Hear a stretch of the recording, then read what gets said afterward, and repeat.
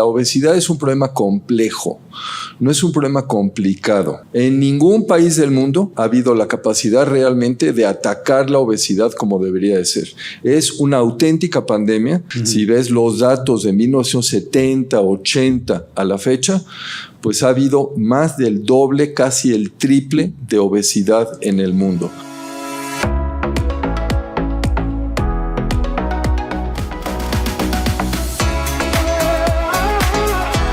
Y piensa en un momento en lo que sucedió con la pandemia del COVID. No teníamos ni idea, era un organismo nuevo, no conocíamos, no sabíamos nada al respecto, ¿de acuerdo? Entonces, si ustedes recuerdan qué es lo que pasó en esos primeros meses de la pandemia, pues había mucha información. Luego decían, no, aquello que decíamos no era cierto, tenemos que pensar de una manera diferente. Pues lo mismo está sucediendo con obesidad. Obesidad es una auténtica pandemia. Si ves los datos de 1970, 80 a la fecha, pues ha habido más del doble, casi el triple de obesidad en el mundo.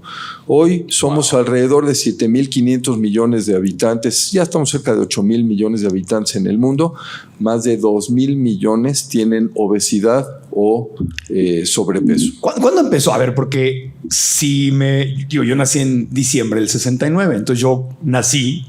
Tú dijiste que del 70 para acá es el problema grave, ¿verdad? Porque yo lo que recuerdo, que al hablar con mi mamá, con mi abuela, de hecho la cultura que tenían mi madre y mi abuela en la casa era al revés, era como de conservar las cosas, porque se venía de una época de mucha escasez, ¿no? De los tiempos de la Primera y Segunda Guerra Mundial, y de que había escasez. No había suficiente comida, la gente se moría de hambre, te decían, cómete todo en el plato porque hay niños en África que se están muriendo de hambre y tú tienes. Entonces había como una obsesión por darte de comer mucho, doble sopa, doble plato fuerte, postre, y la abuela y la mamá eran felices si nos comíamos todo y si repetíamos. Entonces veníamos de una cultura donde yo no veía gordos en mi familia, ni entre mis amigos, ni en la escuela, pero había una obsesión por hacerte comer. Y los supermercados, los recuerdo yo desde niño, no eran lo que son ahora. No había tanta comida, no había tanta variedad. O sea, de hecho era normal que las cosas se acabaran. Recuerdo aquí en Ciudad de México algún tiempo en que, de niño consumía yo leche de vaca y no había leche y tenías que ir a esperar a que llegara el camión afuera de la panadería o el súper. No sé si les tocó a alguno de ustedes hacer fila para hacerte de un litro de leche. ¿Y no te acuerdas del eslogan? Cuando la leche es poca, al niño le toca. Ese era un eslogan de la época de los 70s. Ok. Cuando la leche es poca, al niño le toca. O sea que hay que aguantarse. Sí, pero era, un litro de leche, me acuerdo, que no había. O sea, tenías que traerlo y se medían las cosas. Entonces, el mundo radicalmente ha cambiado. Hoy sobra comida, se desperdicia un montón de comida y estamos muriéndonos de pasarnos de peso. ¿Sabes qué tanto se desperdicia? ¿Qué tanto? En Estados Unidos, que evidentemente, tenemos la mayor parte de los datos ahí, pero además son la economía número 1 del mundo. Ajá. El consumo de alimentos es exagerado. Se calcula que más o menos cada habitante en Estados Unidos desperdicia 1.400 calorías al día. Desperdicia 1.400 calorías al día. Alimentos que te serviste, que no consumiste y que tiraste a la basura. Tiras. Sí, y llega la época de los buffets, que viene básicamente de Estados Unidos, ¿no? El all you can eat, todo lo que puedas comer.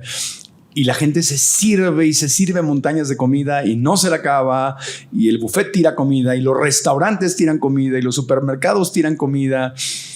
O sea, el mundo se volteó. O sea, y esto empezó en 1970, más o menos. Más o menos. O sea, que el mundo que a mí me tocó es este nuevo mundo. Absolutamente. Okay. Y hay muchas razones de todo esto, ¿de acuerdo? Cuéntanos. Mira, vamos a empezar primero por entender. O sea, se supone...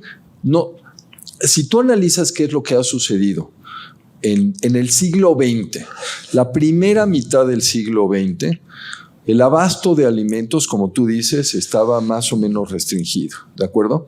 Y entonces, además, no teníamos ni la mecanización, la computarización, no teníamos los medios de transporte que hoy tenemos. Ajá. Entonces, teníamos más gasto de energía. Vamos a regresar a eso porque yo creo que ese es uno de los puntos clave. Entonces, En la primera mitad del siglo XX hay de hecho una disminución básicamente de peso.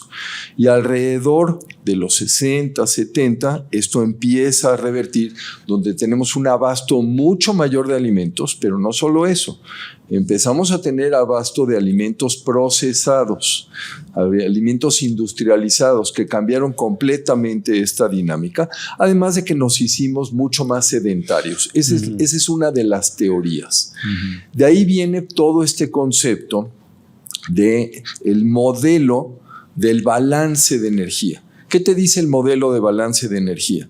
Te dice, si quieres mantener tu peso, tienes que comer menos y tienes que hacer más actividades. Es una simple suma y resta de calorías. Que tendría lógica, ¿no? Sí, pero no. ¿Por qué? Cuéntanos. A ver, todo el principio de obesidad viene, entre otras cosas, de la física, de las leyes de termodinámica. ¿Ok? En la primera ley de termodinámica nos dice es la conservación de la energía. La energía no se forma, no se destruye, solamente se transforma. ¿De acuerdo? Y es ahí donde dices, ok, lo que no voy a consumir, o sea, lo voy a gastar en energía, o sea, depende de esa entrada y salida de energía, y ese es el concepto primario. El problema es que esa ley no está tomando en consideración de dónde viene esa energía. La segunda ley de termodinámica es la ley de disipación. Y entonces dice, ya entré en un proceso, es un proceso que no puedo revertir, pero además voy a tener un gasto. Ese gasto en medicina, cuando hablamos de obesidad, se llama termogénesis. Termogénesis es generación de calor. Y resulta que no todos los nutrientes tienen exactamente la misma capacidad de generar energía. Okay. Si yo me consumo una proteína o una grasa o un carbohidrato, no va a ser el mismo impacto en mi organismo. Okay. Entonces, por ahí empieza. En el modelo de balance de energía se habla de calorías. Y esas calorías han generado gran parte de esta epidemia de obesidad que hoy tenemos. Claro. Hablar de calorías es ridículo, es un absurdo, porque no está definiendo si esas calorías son buenas o malas. Si lo tomáramos en un ejemplo muy sencillo, simplemente piensen 100 calorías en forma de Coca-Cola o 100 calorías en forma de almendras. ¿Cuál se les ocurre que sería más sana?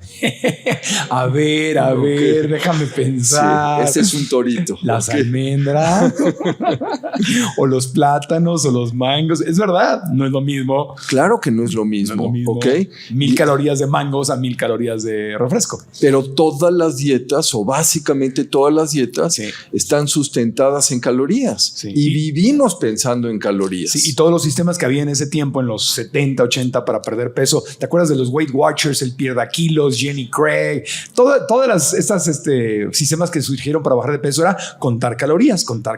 Esa era la forma. Y eso es lo que sigue existiendo todavía hoy en día. Le hacen pobrecitas. Sí, pero es que eso no es el... Bueno, entonces, ¿qué es lo que sucede? Es mucho más importante, según lo que hoy sabemos, el tipo de calorías que consumes que la cantidad. O sea, dejemos de pensar en calorías.